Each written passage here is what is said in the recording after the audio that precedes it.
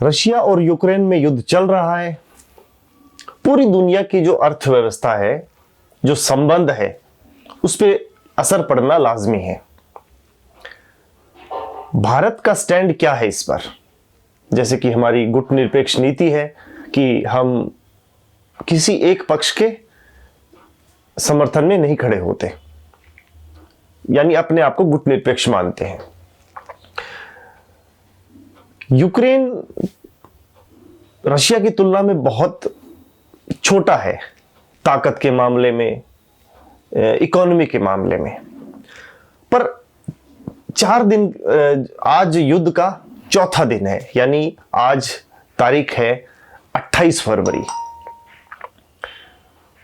कहीं ना कहीं अब लगने लग गया है कि रशिया के राष्ट्रपति पुतिन ने जैसा सोचा था वैसा नहीं हो रहा। यूक्रेन जिस मजबूती के साथ रूस से लड़ाई कर रहा है, उस जज्बे को सलाम, वाकई में अद्भुत। यूक्रेन के जो राष्ट्रपति हैं, युवा हैं और अभिनय के क्षेत्र से राजनीति में आए, तो शायद पुतिन साहब ने उनको आकलन करने में या उनके जो सलाहकार हैं राष्ट्रपति व्लादिमीर पुतिन के, उन्होंने आकलन ठीक से नहीं किया होगा। यूक्रेन रशिया से जो लड़ाई कर रहा है और जिस हौसले के साथ खड़ा है, उसमें अब रुझान आने शुरू हो गए हैं कि ये लड़ाई किस तरफ जा सकती है। सबसे पहले तो जो नाटो देश है, उन्होंने सीधे तौर पर लड़ाई में शामिल होने से बचा अपने आप को। वो भी एक रणनीति का हिस्सा है, क्योंकि देखिए जो जंग है उसको आमने सामने जीतने का अब समय बदल चुका है, दौर बदल चुका है। ये हमने अफगानिस्तान में देखा, मिडिल ईस्ट क्राइसिस को हम देख सकते हैं कि देशों के देश तबाह हो गए, कोई समाधान नहीं निकला। और बहुत जो देश इस जंग में शामिल होते हैं, बहुत बड़ी रकम उनको अदा करनी पड़ती है, जिसमें ह्यूमन क्राइसिस है, इकोनॉमिक क्राइसिस है, बहुत सारी चीजें हैं। वापस से लौटते हैं रूस और यूक्रेन पर, कि सबसे पहले तो रूस की जो वित्तीय व्यवस्था है उस पर चोट मारना। देखिए, दुश्मन को या अपने विरोधी को अगर किसी भी चीज में हराना है, तो आज हथियार से ज्यादा है उसकी फिनेंशियल जो पावर है उस पर चोट करना, जो यूरोप ने कर दी है रशिया के ऊपर। जिससे पहले तो स्विफ्ट जो पेमेंट सिस्टम है उससे रशिया को बाहर निकाला है, जितने भी उसके ट्रांजैक्शन है उसको होल्ड कर दिया गया है, बहुत सारी चीजें हैं। अब रशिया को ये लगने लग गया है कि हाँ, कहीं ना कहीं गलती हुई है। यूक्रेन जिसको पूरी दुनिया से जो डोनेशन मिल रहे हैं, उसका अपने आप में बहुत बड़ी बात है। बिटकॉइन क्रिप्टो करेंसी के रूप में बहुत बड़ी रकम किसी इंसान ने दी है, वो भी गुप्त दान के रूप में कह सकते हैं। रशिया को एक गलतफहमी थी कि यूक्रेन के जो राष्ट्रपति है वो देश छोड़ के भाग जाएंगे, पर वो खुद सेना की वर्दी पहनकर जनता के सामने आए। उसे एक मनोबल बढ़ा। जब किसी युद्ध के अंदर उसी देश के लोग शामिल हो जाएं, तो उसकी मनोबल बहुत बढ़ता है। रूस के साथ क्या है कि रूस की तरफ से सिर्फ सेना लड़ रही है, यूक्रेन के साथ यूक्रेन की सेना तो है ही, वहां के आम लोग लड़ रहे हैं, देश दुनिया के लोग उसको चंदा दे रहे हैं। और अब ये कहीं ना कहीं लड़ाई रूस और यूक्रेन की नहीं है, अब ये लड़ाई पुतिन और यूक्रेन में तब्दील हो चुकी है। जिसका मतलब ये हुआ कि रूस की जो जनता है वो भी कहीं ना कहीं ये मान गई है कि राष्ट्रपति व्लादिमीर पुतिन है जो, वो अपनी निजी महत्वाकांक्षा या निजी प्रतिशोध, जिसको हम कह सकते हैं सनक, उस चक्कर में यूक्रेन से लड़ाई कर रहे हैं। देखिए, यूक्रेन और रूस कल्चरल, धार्मिक, बोली, भाषा के रूप में सिमिलर देश है। रूस में हमने देखा है कि लोग प्रदर्शन कर रहे हैं, जो युवा है वो सड़कों पे है। रशिया के अंदर प्रदर्शन करना अपने बहुत बड़ा जिगरा होना चाहिए, वो भी पुतिन के खिलाफ।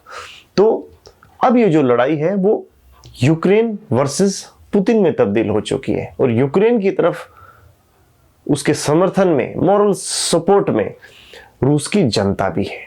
अब बात करते हैं भारत की। देखिए, यूक्रेन के अंदर बहुत भारतीय पढ़ने जाते हैं, क्योंकि वहां पर मेडिकल की जो पढ़ाई है वो काफी सस्ती है। तुलना करें भारत से। हालांकि वहां से जो मेडिकल की पढ़ाई करके वापस इंडिया में आके अगर कोई एज ए डॉक्टर प्रैक्टिस करना चाहता है तो उसको एक एग्जाम क्लियर करना पड़ता है जो बहुत टफ होता है। जो वहाँ के स्टूडेंट है, भारत के लगभग 20,000 के करीब स्टूडेंट यूक्रेन में पढ़ाई करते हैं, 20 से 30,000 के बीच में। कुछ काम भी करते हैं, जो लोग वर्क वीज़ा पे जाते हैं तो काम धंधा भी करते हैं, और जो पढ़ाई पूरी करने के बाद वहीं रह जाते हैं। जब ये यूक्रेन और रशिया का विवाद चल रहा था तो जितने भी कंट्री हैं, चाहे वो अमेरिका हो, फ्रांस हो, जर्मनी हो, ब्रिटेन हो, नीदरलैंड हो, जितने भी यूरोपियन कंट्रीज हैं या फिर दूसरे देश के लोग हैं, उन सरकारों ने अपने नागरिकों को बुला लिया था। अब भारत सरकार से क्या गलती हुई? भारत सरकार या पूरी मशीनरी जिसको कह सकते हैं, वो एक व्यक्ति के ऊपर निर्भर है, वो है देश के प्रधानमंत्री श्री नरेंद्र मोदी। यहां पे हम बात करते हैं पावर सेंट्रलाइज की। जब हम बोलते हैं ना कि एक आदमी सर्वशक्तिमान होना चाहिए, तो उसका नुकसान हम देख रहे हैं आज। देश संस्थाओं से चलता है, जो संवैधानिक संस्थाएं हैं वो निर्णय लेती हैं। हो सकता है प्रधानमंत्री जी के लिए यूपी चुनाव बहुत ज्यादा महत्वपूर्ण हो, 20-25 हजार स्टूडेंट की बजाय, क्योंकि वो इंडिया में नहीं रह रहे और वोट भी शायद नहीं करते, तो उनके बीजेपी के लिए वो लोग इतने महत्वपूर्ण नहीं है। तभी तो आज वो स्टूडेंट जो यूक्रेन की जो सीमा के देश हैं, जैसे पोलैंड है, वहां पे उनको पीटा गया। खाने के लिए उनके पास कुछ है नहीं, जेब में रुपया नहीं है उनके पास। अब सपोज कीजिए कि हमारा कोई परिवार का बच्चा 2,500, 3,000, 5,000 किलोमीटर दूर रह रहा है, तो ऐसी विपदा में उसके माँ बाप को नींद कैसे आएगी? ये सोचने वाली बात है। और हैरानी की बात है कि क्या प्रधानमंत्री जी को काशी के अंदर जो रो रहे थे, वो लिटरली मुझे ये प्राप्त होना चाहिए, काशी की धरती बुला रही है, ये वो, मैं अपने आप को धन्य समझता हूं। अरे आप किसको मूर्ख बना रहे हैं? हो सकता है काशी का भी एक लोग हो उसमें से, जिसका परिवारजन यूक्रेन गया हो, उसका बेटा गया हो, बहन हो, कोई भी हो सकता है। आप इतने असंवेदनशील कैसे हो सकते हैं? आखिर आप एक देश के प्रधानमंत्री हैं। तो उसके ऊपर भारतीय मीडिया जो इन चीजों पर सवाल नहीं उठा रहा, यूक्रेन से लाइव रिपोर्टिंग, परमाणु बम, ये वो, ये वही मीडिया है जिसको देश के अंदर चीन की सीमा है जो भारत की पूर्वोत्तर में, वहां पे चीनी सैनिकों की घुसपैठ नजर नहीं आई, उसकी पल पल की जानकारी इन लोगों के पास नहीं है। और वो इतने 1000 किलोमीटर दूर यूक्रेन है, रशिया के राष्ट्रपति भी क्या चाल चलने वाले हैं, फ्रांस क्या करेगा, नाटो क्या करेगा, बाइडेन क्या करेगा, उनकी इनको पल पल जानकारी है। हद होती है इनके। आप किसको मूर्ख बना रहे हैं? देश की जनता, मान लीजिए कि हम भावुक लोग हैं भारतीय, पर अब ऐसे नहीं है किसी की भावनाओं के साथ खेलें। भारतीय मीडिया, भारत सरकार, दोनों यूक्रेन में जो फंसे भारतीय हैं उनके ऊपर 1% भी सीरियस नहीं है। क्या मीडिया को सवाल नहीं उठाना चाहिए? इक्का दुक्का चैनल जो वहां के छात्रों की बाइट लेते हैं कि शायद वो कुछ मोदी जी की तारीफ कर दे, जैसे ही वो अपनी भावना व्यक्त करते हैं तो एंकर बोलता है जी जी जी बहुत धन्यवाद आपका, हम अगले की तरफ चलते हैं।